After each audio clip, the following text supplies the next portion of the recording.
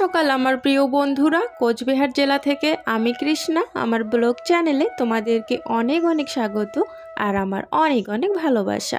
তোমরা যে যেখান থেকে আমার ভিডিও দেখছো, আশা করছি প্রত্যেককেই ভালো আছো, সুস্থ আছো। আমরাও ভালো আছি।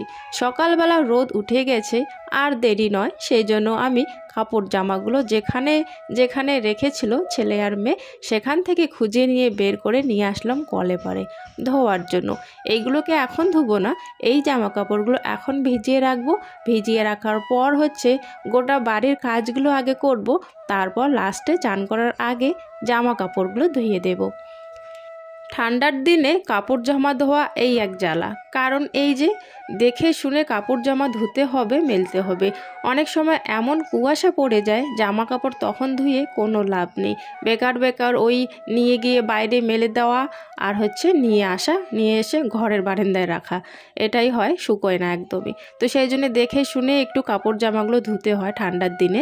তো এখন যেহেতু কুয়াশা নেই, সেরকম কিন্তু ঠান্ডা এখনও পড়েনি। মাঝে মাঝে আর কি খুব ঠান্ডা দেয়, তবে এখনও মানে কুয়াশা একদম যে সারাদিন কুয়াশা, সেই ঠান্ডাটা কিন্তু এখনও পড়েনি। তো আজকে রোদ উঠে গেছে, সেই জন্য কাপড় জামাগুলো না ভিজিয়ে রাখছি। ওইদিকে কিন্তু এখনও ঘরে বিছানা তোলা হয়নি, ছেলে মেয়ে উঠে পড়েছে, তবে বিছানা আমি তুলিনি এখনও। এই কাপড় জামাগুলো ভিজিয়ে রেখে ঘরে গিয়ে বিছানাটা গোছগাছ করে নেব। আর এদিকে দেখো, কাপড় জামাগুলো ভিজাতেই না আমার একটুখানি নাইটিটা ভিজে যায়, তবে কিছু করার নেই, সেরকম ভেজে নেই যে বিছানায় উঠলে আর কি ভিজে যাবে চাদর। তো অল্প একটু ভিজে গেছে, তো হাত পাগুলো ভালো করে ধুয়ে একটু মুছে নিয়ে চলে আসলাম ঘরে, বিছানাটা এখন তুলবো বলে।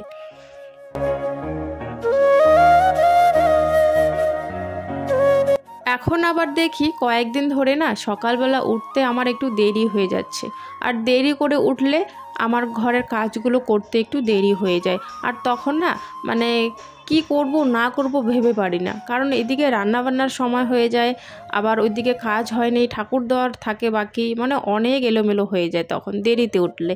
আর সকাল সকাল উঠলে আর কি ভালো হয়, কাজগুলো তাড়াতাড়ি হয়ে যায়, তখন আর কি ফ্রি থাকা যায়। তো এই যে কয়েকদিন ধরে যেহেতু দেরিতে উঠছি, ভ্যাবাচাকা হয়ে যাচ্ছে কোন কাজটা আগে করব কোন কাজটা পরে করব।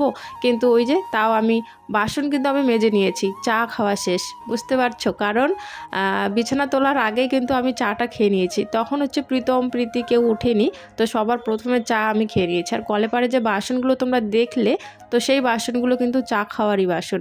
আর যে কালকে রাতের যে বাসন, সেই বাসনগুলো কিন্তু আমি আগেই মেজে রেখেছিলাম, মানে ধুয়ে রেখে আগে চা খেয়েছিলাম ব্রাশ করে, বাসনগুলো মাজার পর আর কি, তারপর ওই যে খাওয়া দাওয়ার যে বাসনগুলো বেরিয়েছে চা খাওয়ার, তো সেগুলো কলে পারে রেখে জামা কাপড়গুলো ভিজিয়ে রাখলাম।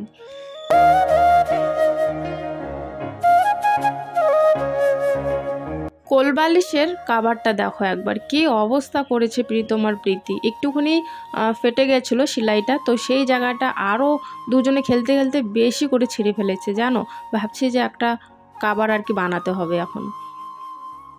এখন আমি যদি বাড়িতে হাতে করে সেলাই দিয়ে বানাই আর কি কাভারটা, তাহলে ভালো হবে না ঠিক মতো, কারণ আমি তো অতটা বালিশের কাভার বানাতে পারি না যে সুন্দর করে বানাবো। যারা আর কি টেলারের কাজ করে মেশিন দিয়ে, তাদের তো অভ্যাস আছে না, ওরা খুব সুন্দর করে কিন্তু বানিয়ে দিতে পারে। বাড়িতে বানাতে পারবো, ওই মোটামুটি হবে। তো ভাবছি যে বাড়িতে না বানিয়ে ওই টেলারের কাছে দিয়ে আসবো, মাপটা দিয়ে আসবো, সেই মাপ অনুযায়ী একটা সুন্দর করে একটা কাভার বানিয়ে দেবে। এমনিতে কিন্তু কোলবালিশের কাভার কিনতেও পাওয়া যায় জানি, তবে এই যে সাইজ বুঝবো না আমি ওখানে গিয়ে যে কত সাইজের নিতে হবে, কীরকম ব্যাপার, আদৌ হবে কি না। তো সেই জন্য ভাবছি একটু মাপজোক নিয়ে, পাশেই কিন্তু আছে আমাদের বাড়িতে আর কি একজন বানায়, ওদের কাছে কিন্তু আমি ব্লাউজও বানিয়ে নিই, তো ওদের কাছে আর কি দিয়ে আসবো ভাবছি। তো এইদিকে দেখো ঘরটা আমি গুছিয়ে নিলাম, আর এই দিকে এখন আমি এই যে কালকে রেশন দিয়েছিল, আমি তো স্কুলে চলে গেছিলাম, প্রীতির না ভর্তি ছিল কালকে, তো সেই জন্য আমি খুব তাড়াহুড়ো করে রান্নাবান্না করে কাজগুলো করে কিন্তু চলে গেছিলাম স্কুলে দুজনকে নিয়ে। ওই সময় চলে এসেছিলো রেশন দেওয়ার জন্য। তো এখন রেশন নেব নাকি স্কুলে যাব, রেশন নিতে তো অনেক দেরি, কারণ অনেক লোক হয়, তো অনেক লোক হয়, একজন একজন করে গিয়ে কিন্তু হাতে ছাপ দিয়ে কিন্তু রেশনটা করে নিতে হয়, অনেকটাই সময় লাগবে। আবার এদিকে স্কুলের সময় তো এমনিতেই বেশি হয়ে গেছে, কারণ রান্নাবান্না করলাম, খাওয়া দাওয়া করলাম, সেই জন্যই আর কি। তো ভাবছি যে না, রেশনটা আমার নেওয়ার সময় নেই। তো শাশুড়িমা বাড়িতে ছিল, তো শাশুড়িমা নিয়ে রেখে দিয়েছিল, আমাদের রান্নাঘরে। তো রান্নাঘরে না, সরি, আমাদের শোয়ার ঘরে আর কি রেখে দিয়েছিল। তো শোয়ার ঘর থেকে এখন এই ঘরে নিয়ে আসলাম রান্নাঘরে আটা আর চালগুলো। বাড়িতে এসে দেখি রেশন নেওয়া হয়ে গেছে, ভালোই হলো, রেশনটা এদিকে নিয়ে নিয়েছিল।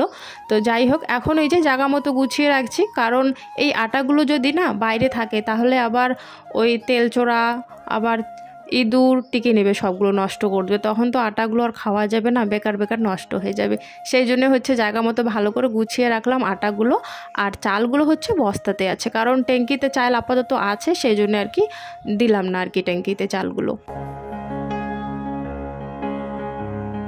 আর ওগুলো গুছিয়ে রাখার পর আমাদের আবারও ঘরে চলে আসলাম। মগে করে মাটি নিয়ে এসেছি 1 মগ, আর ওখানে কিন্তু জল নিয়ে এসেছি। আর নিয়ে এসে ঘরের ওই মানে মেঝেটা আর কি, মেঝেটা একটুখানি লেপে নেব। বিছানার তলে ওদিকে যাব না, সাইডে ফাইডে সামনটুকু একটু লেপে নেব, কারণ এই জায়গাটাতে একটু হাঁটা চলাটা যেহেতু বেশি হয়, নোংরাটাও খুব তাড়াতাড়ি হয়ে যায়, আর কেমন জানি লাগে নোংরা হলে। তো সেই জন্যে ভাবছি একটু মাটি দিয়ে, বেশি করে মাটি দিয়ে ভালো করে সামনটুকু আর কি লেপে নেই। লেপে নিলে দেখবে ঘরটা ঢুকলে পরে না ভালো লাগে, খুব সুন্দর লাগে। এক তো বিছানাটা যদি গোছগাছ থাকে আর ঘরটা যদি লেপা মোছা তাহলে থাকে আর কি, তাহলে বেশ ভালো লাগে। কোথাও থেকে যদি ঘরে ঢুকি তাহলে বেশ মনটা শান্তি পায় আর কি। তো সেই জন্যে আর কি লেপে নিচ্ছি। আমি প্রায় দিনে কিন্তু সম্পূর্ণ ঘরটা না লেপলেও 2 দিন 1 দিন পরপর কিন্তু ওই সামনটুকু একটুখানি বেশি মাটি দিয়ে ভালো করে লেপে নিই, তাহলে ভালো লাগে আর কি আমার।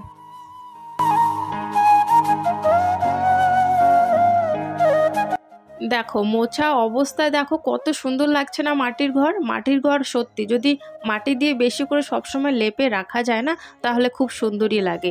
তখন মনে হয় যে না, পাকা ঘর না হলেও চলবে। ওই যে পাকা ঘরের দরকার কখন মনে পড়ে বলো তো, ওই গরমের দিন মনে হয় একটু মেঝেতে শুয়ে থাকি, তো তখন মনে হয় যে না, নিচটা পাকা থাকলে ভালো হতো, কারণ মাটিতে তো আর শোয়া যাবে না। তো সেই জন্য আর কি তখন পাকা ঘরের কথা মনে পড়ে। আর এমনিতে যদি মাটির ঘর গুছিয়ে রাখা যায়, ভালো করে পরিষ্কার করে মুছিয়ে রাখা যায়, তাহলে দেখবে মাটির ঘরও কিন্তু খুব সুন্দরই লাগে। এদিকে দেখো মুছে নিয়েছি ঘরটা, আর চলে আসলাম এখন কলে পারে এসে কাপড় জামাগুলো আগে ধুয়ে নিচ্ছি, তারপর বাসনগুলো যে আসছে বাসনগুলো মাজার পর চান করে নেব।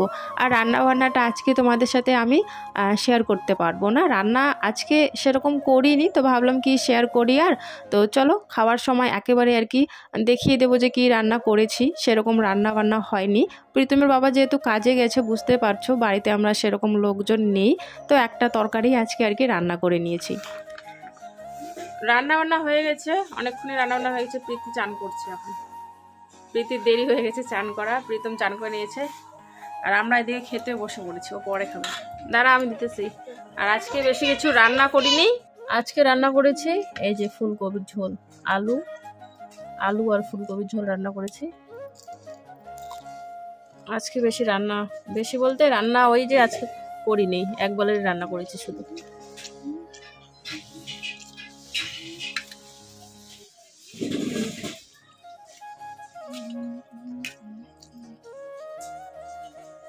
তার মধ্যে সোয়েটার পরা নেই, সোয়েটার না পরে বেরিয়ে গেছে। এখন ওই যে সোয়েটার নিয়ে যাচ্ছে, ওকে সোয়েটার দেবো পরার জন্য।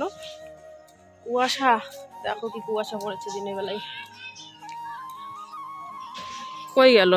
এই যে সোয়েটার ছাড়াই খেলছে সবাই মিলে, সবাই খেলতে খেলতে অবশ্য গরম লাগে। কি সোয়েটার পরবি না? সোয়েটার পরবি না? বাপরে বাপ, খেলতে খেলতে অবশ্য গরম লাগে, সেই জন্য হয়তো সোয়েটার পরছে না। এদিকে আলুর ক্ষেত, ইস খেলতে খেলতে গরম লাগছে না? খেলতে খেলতে গরম লাগছে, সোয়েটার পরবি না? আমরা ঠান্ডায় বাসি না, ও খেলতে খেলতে ওর গরম লাগছে, সোয়েটার পরবি না। সোয়েটার এখন আবার রিটার্ন নিয়ে যেতে লাগবে বাড়িতে।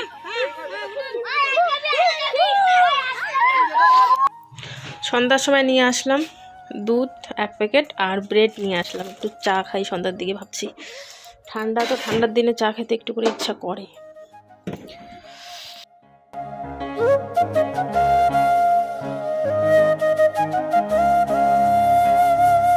এমনিতে কিন্তু আমি সকালবেলায় শুধু চা খাই, তবে ওই যে সন্ধ্যার দিকে অনেক সময় হঠাৎ করে না খেতে ইচ্ছে করে, যেদিন করে একটু দেখবো ঠান্ডা লাগছে বা হাওয়া দিয়েছে, কুয়াশা পড়ছে, সেদিন করে আর কি খেতে ইচ্ছে করে। গরম গরম চা খেলে একটু শরীরটা গরম থাকে, তো সেই জন্য ভাবছি না আজকে ঠান্ডাটা বেশ ভালোই পড়েছে এখন, তো একটু চা বানিয়ে আগে খেয়ে নেই। তারপর এখন থেকে তো আবার পড়া শুরু হয়ে গেছে, দুজনের স্কুলে বই দিয়ে দিয়েছে, ভর্তিও হয়ে গেছে, স্কুল খুলে গেছে, এখন তো পড়াশোনা আবার শুরু হয়ে গেল। এক মাসের মতোই আর কি বন্ধ ছিল, সেরকম পড়াশোনা করেনি যেহেতু পরীক্ষা দিয়ে ফেলেছিল। আর এখন তো বই দেওয়া হয়ে গেছে, এখন আবারও ওই যে সেম আগের মতো রুটিন শুরু হয়ে গেল, সন্ধ্যা সকাল তো বই নিয়ে বসাতেই হবে। তো এই যে এইদিকে আবার ওস্তাদগিরি করছে, ওকে নাকি একটু দুধ খেতে দিতে হবে, পাউডার দুধ, মানে একটুখানি 5 টাকা দুধের একটা প্যাকেট নিয়ে এসেছি, এতেও নাকি ওর লাগবে, ও চা খাবে না কিন্তু ওকে একটু দুধ দিতে হবে হাতে।